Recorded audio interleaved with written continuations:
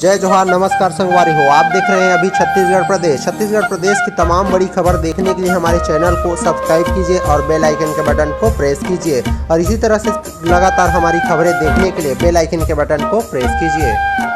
बिलासपुर के दफ्तरों में पसरा सन्नाटा, नेहरू चौक में जुटी भीड़, कई जगह तालेबंदी की हालात, दो हिस्से में बटे कर्मचारी। छत्तीसगढ़ के बिलासपुर में कर्मचारियों के आंदोलन के चलते कई विभाग के दफ्तरों में सन्नाटा पसरा हुआ है।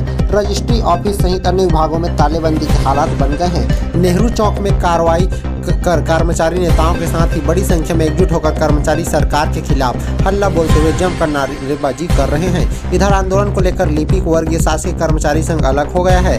हड़ताल वापस लेने से नाराज पदाधिकारियों ने संघ के प्रदेश अध्यक्ष को अपना इस्तीफा भेज दिया है और आंदोलन में कूद गए हैं। दरअसल अनिश्चितकालीन आंदोलन शुरू होने से ठीक एक दिन पहले रविवार की शाम लिपिक वर्गीय शासकीय कर्मचारी संघ और भृत्य संघ ने आंदोलन से खुद को अलग कर लिया। इसके चलते प्रदेश के विभिन्न जिलों के पदाधिकारी प्रदेश अध्यक्ष से नाराज हो गए हैं। गरियाबंद, धर्मजयगढ़ सहित कई जिलों के नाराज पदाधिकारियों ने प्रदेश अध्यक्ष को अपना इस्तीफा सौंप दिया है और आंदोलन में कूद गए हैं। उन्होंने नाराजगी जताते हुए प्रदेश अध्यक्ष का विरोध शुरू कर दिया है और बिना सर्वसम्मति की हड़ताल वापस लेने का आरोप भी लगाया है।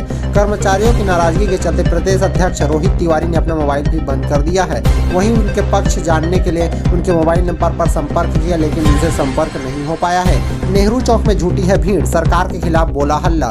कर्मचारी फेडरेशन के बैनर तले आयोजित इस आंदोलन में प्रदेश के 96 संगठन शामिल हुए हैं। सोमवार को दोपहर आंदोलन शुरू होने के पहले ही कर्मचारी अपने दफ्तर जाने के बजाय नेहरू चौक में जुटने लगे थे। दोपहर 12 बजे तक कर्मचारी नेताओं के साथ ही बड़ी संख्या में आंदोलनकारी कर्मचारी धरना स्थल पहुंच गए और सरकार के खिलाफ जमकर नारेबाजी करने लगे। कर्मचारी नेताओं ने कहा कि इससे पहले 25 से 30 जुलाई तक काम बंद आंदोलन किया गया था। इसके बाद राज्य सरकार ने 6% महंगाई भत्ता देने का आदेश जारी किया है। फेडरेशन केंद्र सरकार की तरफ महंगाई भत्ते की मांग पर अड़ा हुआ है। वहीं इधर कर्मचारियों की हड़ताल के चलते सरकारी दफ्तरों में सन्नाटा पसरा हुआ है। कंपोजिट बिल्डिंग के कई दफ्तरों में गिने चुने कर्मचारी काम करते नजर आए। वहीं रजिस्ट्री ऑफिस सहित कई विभागों में तालेबंदी की स्थिति है। कर्मचारियों के व्यापक आंदोलन को देखते हुए प्रशासन न तो कोई पहल कर पा रही है और न ही कार्रवाई कर रही है। पुलिस पहुंची लेकिन भीड़ रोक नहीं पाई। कर्मचारी फेडरेशन के हड़ताल को देखते हुए सुरक्षा के लिहाज से पुलिस बल तैनात किया गया। हालांकि पुलिस बल ने कर्मचारियों को रोकने की कोशिश नहीं की। उनका कहना था कि सुरक्षा और शांति व्यवस्था बनाने के लिए उनकी ड्यूटी लगाई गई है,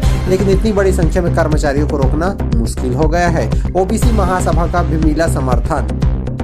मध्य प्रदेश में कर्मचारियों को 34% महंगाई भत्ता दिया जा रहा है। वहीं छत्तीसगढ़ के कर्मचारियों को भी 22% तक महंगाई भत्ता मिलता है। फेडरेशन की मांग है कि सरकार पड़ोसी राज्य की तरह हमें भी 34% भत्ता प्रदान करे। यह मांग पूरी होने पर ही अनिश्चितकालीन आंदोलन समाप्त होगा, यह उनकी मांगे हैं।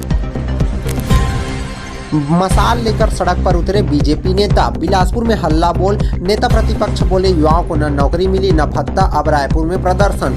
छत्तीसगढ़ बीजेपी 24 अगस्त को रायपुर में मुख्यमंत्री निवास का घेराव करने वाली है।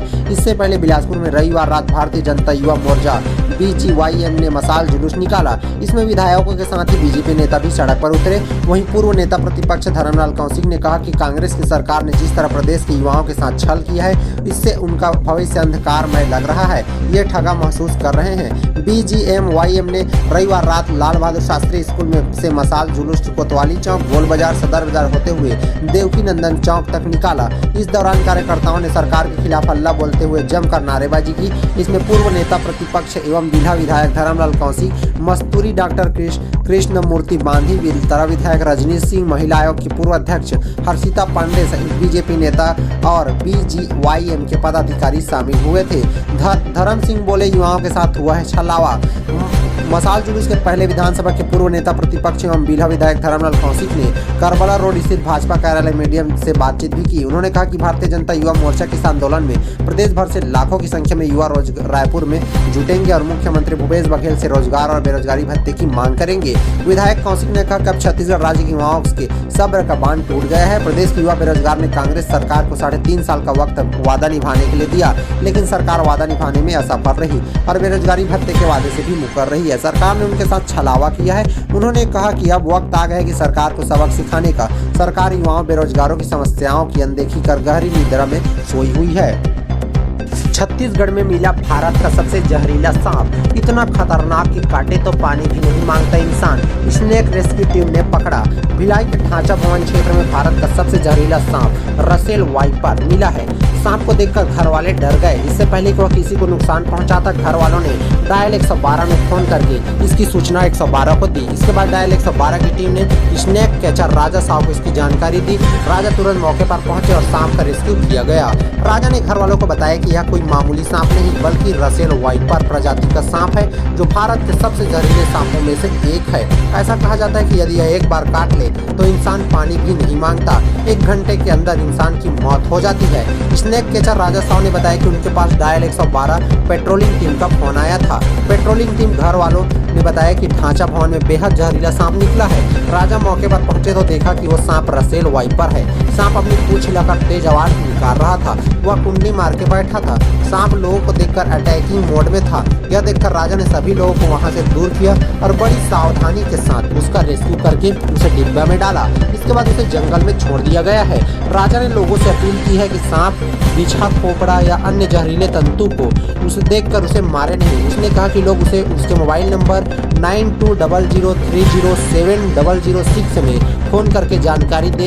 वो उनके घर आकर उसका रेस्क्यू करेंगे और दूर जंगल में छोड़ेंगे। स्नेक कैचर राजा ने यह भी बताया कि सांप सामान्य तौर पर अंडे देते हैं और उन्हें सेते हैं। वहीं रसेल वाइपर प्रजाति के सांप अपने शरीर के अंदर ही अंडों को सेते हैं। इसके बाद फिर बच्चों को जन्म देते हैं। इस प्रजाति के बच्चे जन्म लेते ही बेहद जहरीले होते हैं। रसेल वाइपर प्रजाति के सांप के काटने से खून में थक्के पड़ने लगते हैं। इससे उसका बहाव रुक जाता है और व्यक्ति के कुछ ही घंटों के अंदर मौत हो जाती है। इस सांप की लंबाई करीब 4 फीट होती है। यह भारत के 4 सबसे खतरनाक सांपों में सबसे छोटा लेकिन सबसे खतरनाक सांप है।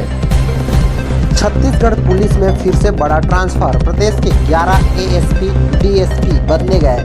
मानपुर, पत्थलगांव जैसे इलाकों में हुआ है बदलाव।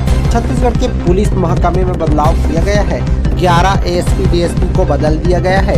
इसमें पत्थलगांव, महेंद्रगढ़, खैरागढ़ जैसे इलाकों के अधिकारियों को बदला गया है। इसे लेकर सरकार की तरफ से आदेश जारी कर दिया गया है। जारी आदेश के मुताबिक नेहा पांडे को डोंगरगढ़ से खैरागढ़, आकाश मरकाम को मोहला मानपुर भेजा गया है। इसी प्रकार महेश्वर नाग को एएसपी ट्रैफिक रायगढ़ से सारंगढ़ का एएसपी बनाया गया है। वहीं संदीप मित्तल को जसपुर जिले के कुनपुरी का एएसपी बनाया गया है। छत्तीसगढ़ के करीब 700 रेल कर्मियों को योजना से लाभ। रेलवे में दिव्यांग कर्मियों को प्रमोशन में मिलेगा आरक्षण, अफसर बन जाएंगे। रेलवे ने मानक दिव्यांगता वाले कर्मचारी यानी PWBD personal with benchmark disability अर्थात मानक दिव्यांगता को प्रमोशन में आरक्षण देने का फैसला लिया है। कुछ माह पहले केंद्र सरकार ने सभी केंद्रीय विभागों को पत्र लिखकर दिव्यांग कर्मचारियों को प्रमोशन में आरक्षण देने की अनुशंसा की थी।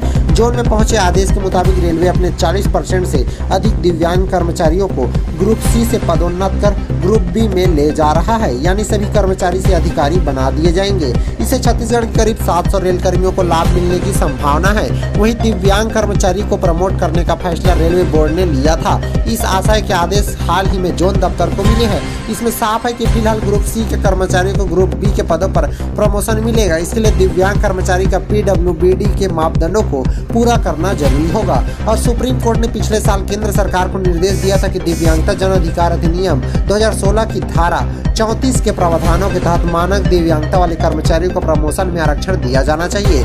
इसी के बाद केंद्र सरकार ने अपने संबंधित विभागों को इस आशय के निर्देश दिए थे। सूत्रों के अनुसार छत्तीसगढ़ में रेलवे की केंद्र सरकार का पहला उपक्रम है जहां दिव्यांग कर्मचारियों को प्रमोशन की प्रक्रिया सबसे पहले शुरू हो रही है। प्रदेश के कर्मचारियों के साथ अब सरपंच संघ ने भी किया काम बंद। 20,000 मानदेय, 10 लाख रुपए सरपंच निधि और 2 साल का कार्यकाल बढ़ाने की कर रहे हैं मांग। प्रदेश के कर्मचारियों के साथ ही अब सरपंच संघ ने भी राज्य सरकार के खिलाफ आंदोलन करने की शंखनाद कर दिया है। बिलासपुर में हुई बैठक के बाद सरपंच संघ के पदाधिकारियों ने सोमवार से ही काम बंद, कलम बंद हड़ताल पर जाने का ऐलान कर दिया। उनकी प्रमुख मांगों में 20,000 रुपए मानदेय देने, 10 लाख रुपए सरपंच निधि देने के साथ ही कोरोना काल के 2 साल के कार्यकाल को आगे बढ़ाने जैसी मांगे शामिल है। राज्य भर के शासकीय कर्मचारी सोमवार से अनिश्चितकालीन हड़ताल पर चले गए हैं। इसके चलते आंदोलन के पहले दिन सरकारी दफ्तरों में खासा असर दिखा है। रजिस्ट्री ऑफिस, आरटीओ ऑफिस सहित दर्जन भर से अधिकारी दफ्तरों में तालेबंदी की स्थिति रही। वहीं कर्मचारी की गैर मौजूदगी में आम लोगों को भटकना पड़ा है। इधर अब सरपंच संघ ने भी अपनी मांगों को लेकर प्रदेश सरकार के खिलाफ काम बंद, कलम बंद आंदोलन का ऐलान कर दिया। संघ के पदाधिकारियों ने बताया कि बीते 10 अगस्त को राजधानी रायपुर में सांकेतिक धरना प्रदर्शन कर सरकार से मांगों को पूरा करने की चेतावनी दी गई है, लेकिन इसके बाद भी शासन ने उनकी मांगों को पूरा करने से कोई पहल नहीं की, जिसके बाद ये लोग भी हड़ताल पर बैठ गए हैं।